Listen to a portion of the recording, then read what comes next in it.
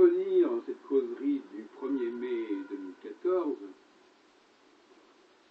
sur le critère essentiel du masculin et du féminin, qui n'est pas du tout maîtrisé par les astrologues en règle générale. Il ne s'agit pas d'aller puiser dans l'astrologie pour savoir ce qu'est le masculin et le féminin. C'est tout à fait vain.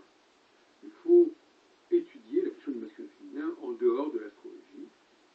Puis ensuite, quand on a bien avancé dans cette direction, on peut effectivement l'utiliser dans sa pratique astrologique. Mais c'est une information qui est extra-astrologique.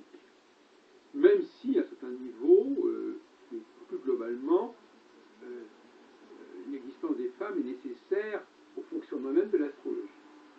Comme je l'ai expliqué à différentes reprises, parce que, quelque part, ce sont elles qui captent les changements de signal concernant l'astrocyclone et le fait que Saturne se rapproche ou s'éloigne de la conjonction avec une décade étoile fixe royale. Mais il est absolument essentiel de disposer d'informations sur les masculins féminins qui sont beaucoup plus intéressantes, pour dire la vérité, que des informations d'ordre astronomique. L'étude de l'astronomie approfondie n'a aucun intérêt pour l'astrologie. Et je dirais même que ce qui nous intéresse, c'est comment les astres étaient connus dans l'Antiquité et non pas comment ils sont connus aujourd'hui. Sauf si, évidemment, on nous apprenait que Saturne a disparu ou que les quatre étoiles fixes royales n'existent plus. Mais je vais dire du contraire, ce n'est pas le cas. Donc, à part cette information bien spécifique, on n'a pas très bien ce qu'il y a d'intéressant à étudier l'astronomie pour un astrologue. Sinon, parce qu'on réfléchit à la culture générale. En revanche, en ce qui concerne les femmes et les hommes, là, il y a une connaissance absolument essentielle. L'autre jour, je parlais de l'importance de la connaissance de la chronologie historique, la chronologie événementielle, mais il y a un autre champ qui doit faire partie absolument de la formation des astrologues dans l'avenir, c'est bien évidemment un autre champ qui n'est pas en lui-même non plus astrologique, mais qui vient compléter l'astrologie, c'est le champ CHANP du masculin et du féminin. Alors, je vais revenir sur un certain nombre d'idées là-dessus, j'en ai déjà parlé, mais ça ne fait pas de mal de revenir dessus, parce qu'il y a toujours des façons différentes d'en parler. Il faut comprendre que les hommes ont tendance à refuser toute frontière,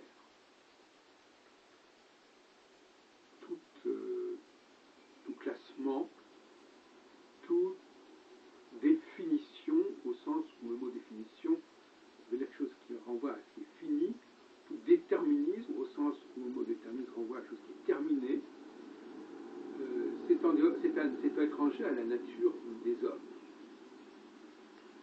Et c'est pour cela que l'unité est quelque chose qui est masculin, parce que l'unité, par définition, signifie qu'il n'y a pas de limite, il n'y a pas de frontière.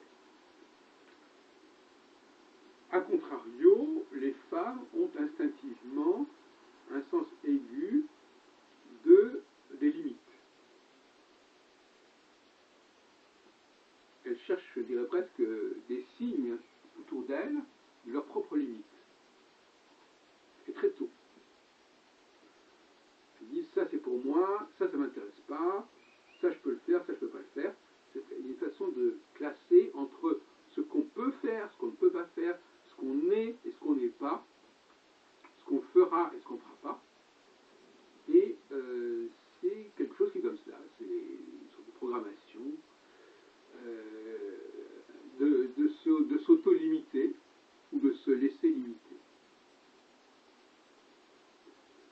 Et il est clair que sur le marché économique, le fait d'être bien spécialisé peut être un atout, évidemment. Et aussi parce que quand quelqu'un a des connaissances qui sont plus larges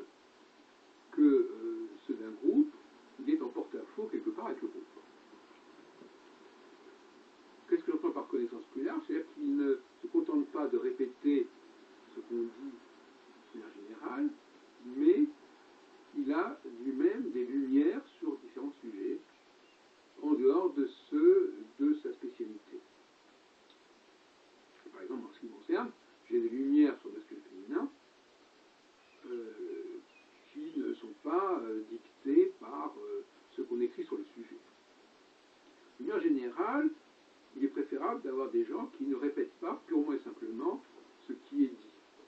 Parce que répéter ce qui est dit ou ce qui est écrit, c'est suspect quelque part, n'est-ce pas? Je viens de dire.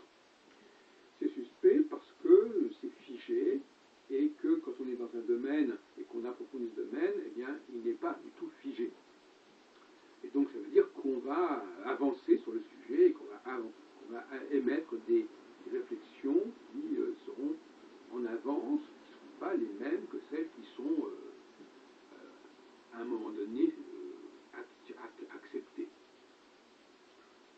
Donc il ne s'agit pas dans ce domaine de répéter des choses qui sont bien connues et ce n'est pas cela qui va consolider l'astrologie.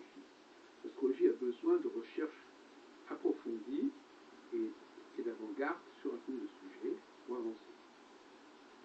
L'astrologie est liée, le destin astrologique est lié à celui de l'avant-garde dans beaucoup de domaines. Celui des neurosciences, celui de la biotechnologie, c'est absolument essentiel. Et plus on avancera dans ces domaines-là, plus probablement une certaine forme d'astrologie sera reconnue. Je ne dis pas toute l'astrologie, certainement pas, mais une certaine forme d'astrologie, qui est déjà pas mal. Alors, je répète, je reviens un peu sur cette question du masculin féminin, en expliquant quelque chose qui a peut-être choqué nos amis astrologues, à savoir que une grande partie de l'astropsychologie pourrait se limiter à une bonne connaissance du masculin et du féminin. Et c'est d'ailleurs ce que j'ai dit depuis longtemps. Croire qu'il ne faille se référer qu'au thème natal pour décrire la psychologie de la personne est une grave erreur. Il faut d'abord, même si ce n'est pas dit de cette façon, il faut d'abord épuiser la question générale avant d'entrer dans les cas particuliers. Donc il faut d'abord expliquer à la personne ce que c'est qu'un homme, ce que c'est qu'une femme, au sens où je l'ai dit tout à l'heure, c'est-à-dire un rapport aux limitations ou au refus des limitations. Parce que le bonheur est aussi lié à cette question-là. Le bonheur d'un homme, c'est s'ouvrir. Le bonheur d'une femme, c'est se fermer. Donc, c'est pareil. Et une fois qu'on a bien avancé dans ce domaine-là, qu'on a bien avancé de manière dialectique, c'est-à-dire qu'on ne peut pas parler du féminin sans parler du masculin, et inversement. À ce moment-là, peut apparaître un questionnement chez la personne, chez le client, du fait qu'il ne se reconnaît pas dans ces descriptions du masculin et du féminin. Ça coince quelque part. Et là, ça devient intéressant. Mais uniquement à partir de ce moment-là. On ne peut pas partir du particulier sans avoir situé les choses en général. Et de la même manière, avant d'étudier des événements spécifiques, il faut les situer dans leur globalité, dans leur cyclicité. Il ne faut pas s'enfermer dans un moment précis, dans un moment donné, sous prétexte qu'on va l'étudier de manière globale et exhaustive. Il faut d'abord déterminer des grands axes, des grands socles. Et après, on peut éventuellement envisager de passer à des analyses plus pointues. Mais le contraire n'est pas possible. On ne peut pas partir des analyses, parce que l'analyse plus pointue implique déjà que l'on connaisse de quoi on parle. Je voudrais m'expliquer autrement. Je vais prendre un exemple qui est un peu celui du sculpteur.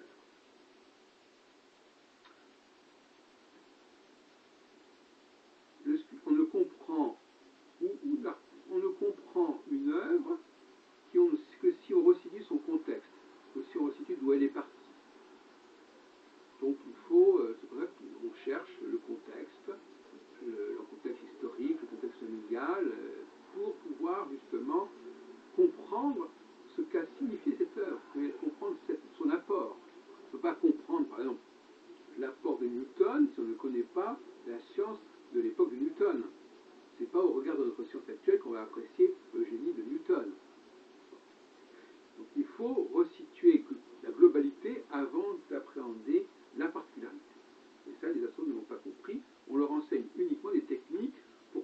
directement au particulier, aussi bien au niveau universel qu'au niveau psychologique, et c'est un contresens méthodologique et épistémologique. Alors, je voudrais, pour terminer cette brève causerie, enfin peut-être pas si brève que cela, revenir sur cette question des différences de mentalité, mais aussi sur la question, qui est essentielle, que la mentalité féminine évolue de manière cyclique. Je l'ai déjà dit, l'astropsychologie, et là, la cyclicité relève de l'astrologie. Attention.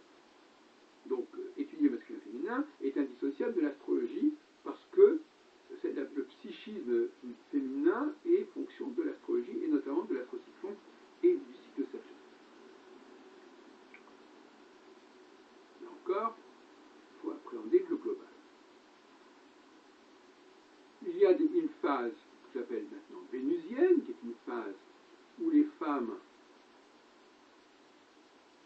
sont prises dans une problématique du global, de l'unification qui ne leur convient pas, qui n'est pas dans leur nature, parce qu'elles sont plutôt dans le cloisonnement, dans le clivage, dans le sectaire.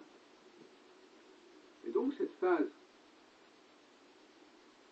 où Saturne se dirige progressivement pendant 3 ans et demi jusqu'à la conjonction avec Saturne, avec une des 4 étoiles fixes royales, elle est assez pénible pour les femmes.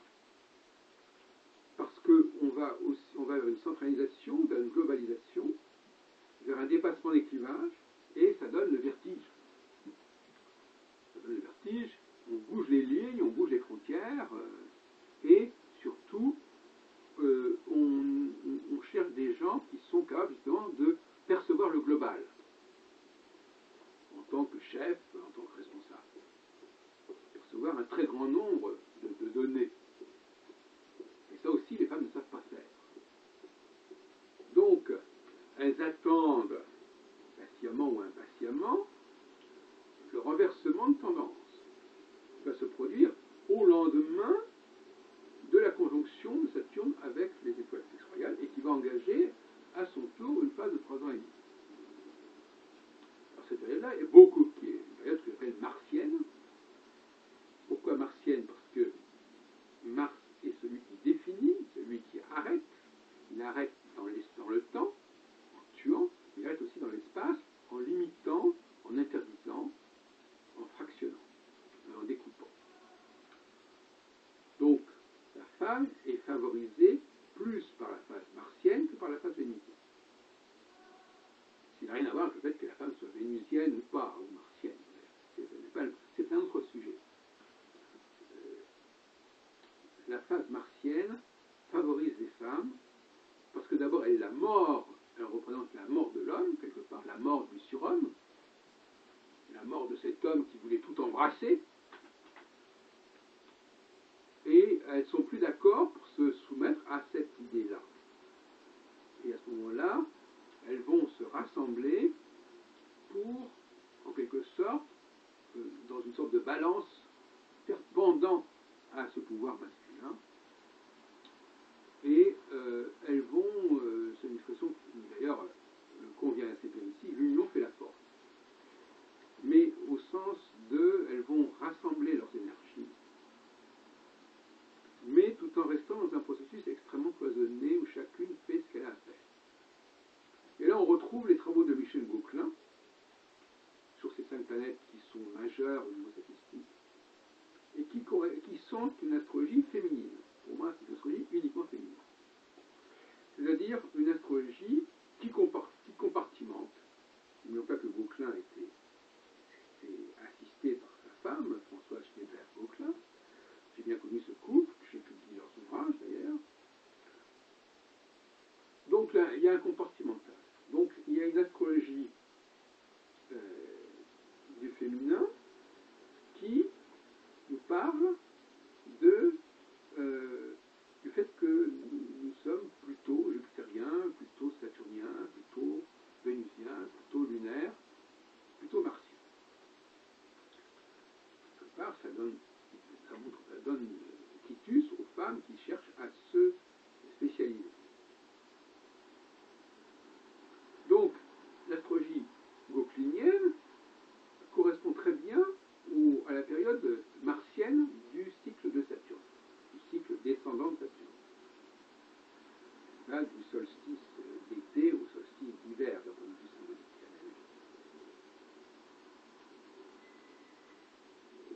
Là, le jour décroît. Et ce n'est pas par hasard d'ailleurs que Noël correspond au solstice d'hiver, correspond à la croissance, donc à l'émergence du surhomme, à l'émergence du Christ. Alors, les femmes vont donc se retrouver plus rassérénées par la phase martienne. Elles vont se sentir utiles, elles ne seront plus écrasées par le surhomme, et donc elles auront un rapport aux hommes qui sera plus serein, plus calme.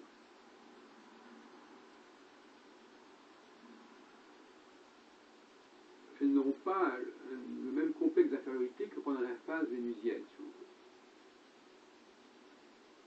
Donc je pense, peut-être que je me trompe, parce qu'il y a encore d'autres recherches qui doivent être menées, je pense qu'il y a une sorte d'apaisement de la relation entre les hommes et les femmes en phase martienne,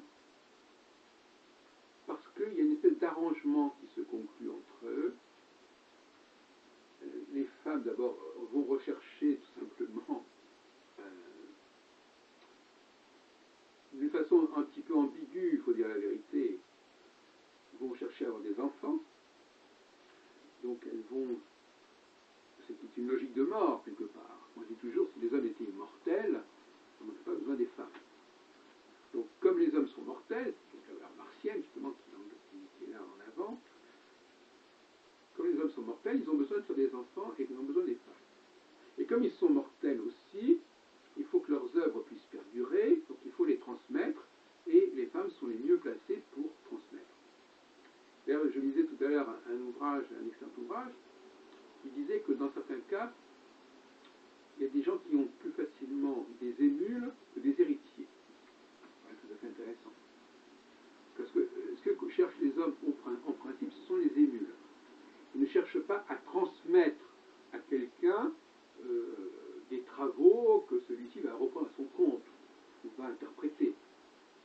Ils vont susciter des vocations chez d'autres personnes qui sont des émules. Et chez la femme, c'est vraiment la notion d'héritage qui emporte. Ce n'est pas la notion d'émule. C'est la maison 8 et pas la maison 2 pour parler en astrologie. Donc,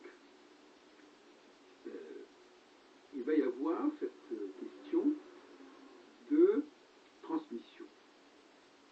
Alors, la transmission, c'est pas du tout la même chose que l'émulation, pour bien cette expression. Transmettre à quelqu'un, c'est lui transmettre, par exemple, une musique qu'il va pouvoir interpréter. Donc, la transmission se fait par écrit. On transmet beaucoup plus par écrit que par l'oral. L'oral serait plutôt de l'ordre de l'émulation, et l'écrit serait plutôt de l'ordre de l'héritage.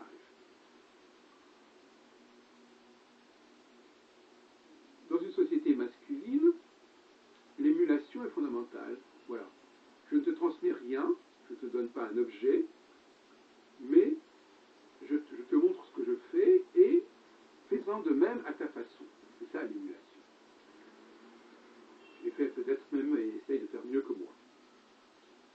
L'héritage, c'est plutôt j'ai hérité d'une maison que je vais habiter, j'ai hérité d'un savoir que je vais enseigner. C'est pas la même démarche. C'est pas une démarche de recherche, c'est une démarche d'exploitation de données que l'on a reçues et qu'on a reçues en héritage, en quelque sorte. Les femmes sont des héritières, dans tous les sens du terme. Et d'ailleurs, beaucoup de femmes sont des régentes dans l'histoire de la France, notamment la France du XVIIe siècle et du XVIe siècle, que ce soit Catherine de Médicis, Marie de Médicis, Anne d'Autriche, eh bien, ce sont des régentes.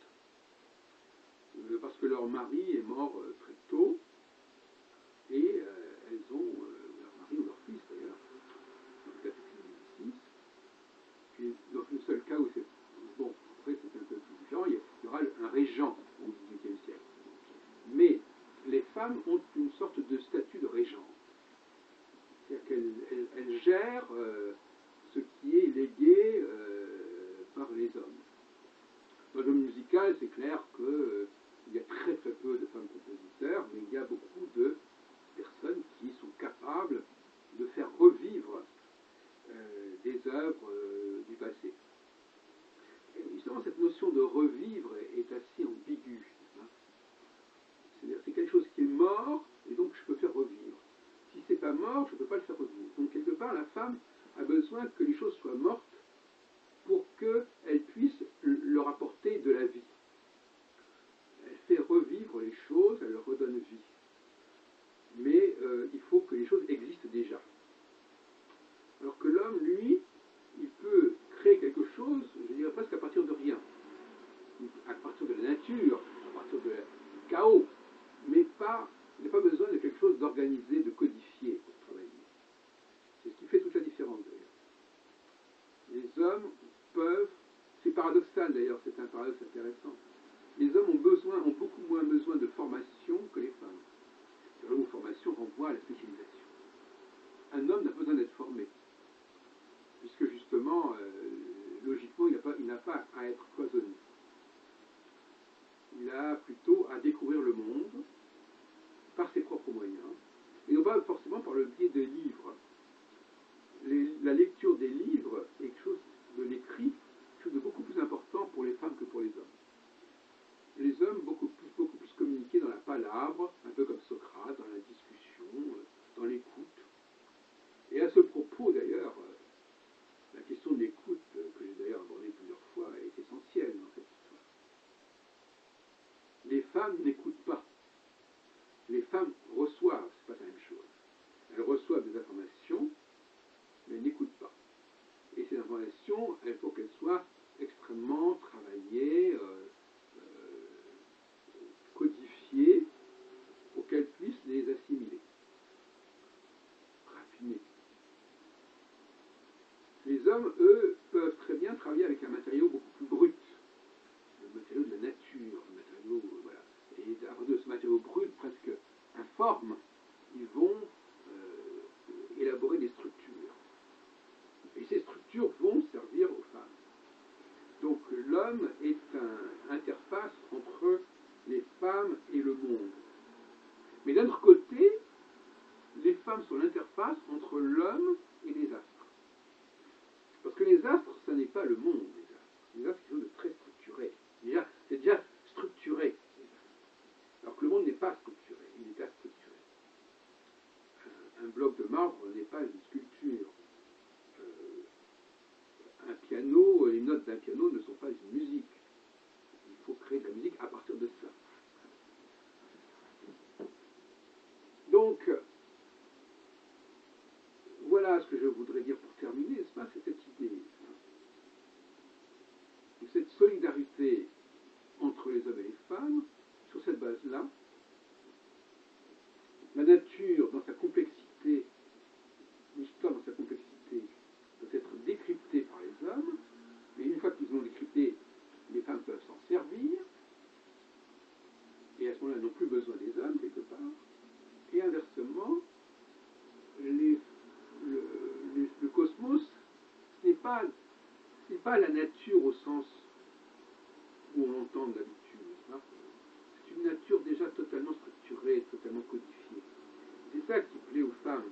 Parce que les femmes ne comprennent que ce qui est parfaitement calibré.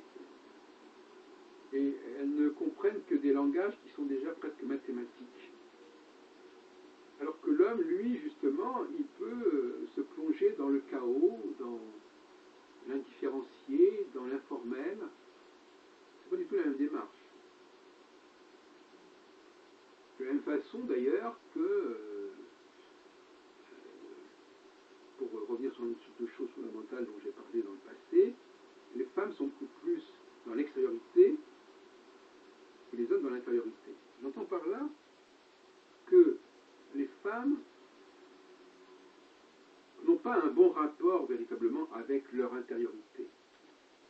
Mais elles ont une relation très heureuse, quelque part, avec ce qui est autour d'elles. Un intérieur d'homme, enfin je veux dire une maison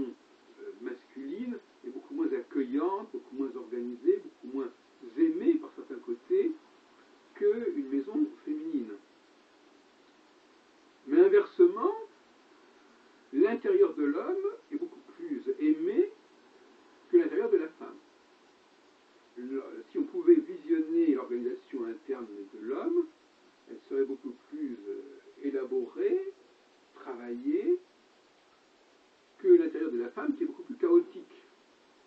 Et donc on peut constamment jouer sur cette dialectique, n'est-ce pas? Il y a une complémentarité. Et cette complémentarité n'avait pas été comprise correctement par les hommes, par les astrologues. Et on ne peut pas recevoir, on ne peut pas accueillir une femme cliente comme un homme client. Ce n'est pas du tout possible. Ils n'ont pas les mêmes problèmes, ils n'ont pas les mêmes enjeux. Les configurations astrales n'ont pas les mêmes répercussions sur eux. L'arrivée, par exemple, de Vénus, de l'emphase vénusienne, peut être perçue par un homme comme favorable, même si elle ne favorise pas forcément sa relation avec les femmes, mais elle est favorable par rapport à son épanouissement général, alors que l'arrivée d'une phase vénusienne pour un homme, on va appeler la phase descendante, peut apparaître comme une forme de période où il doit pactiser davantage avec les femmes, il doit vivre plus de ce qu'on pourrait appeler une structure, une dynamique de couple, avec ce que ça peut être un peu de limitatif, de cloisonnement.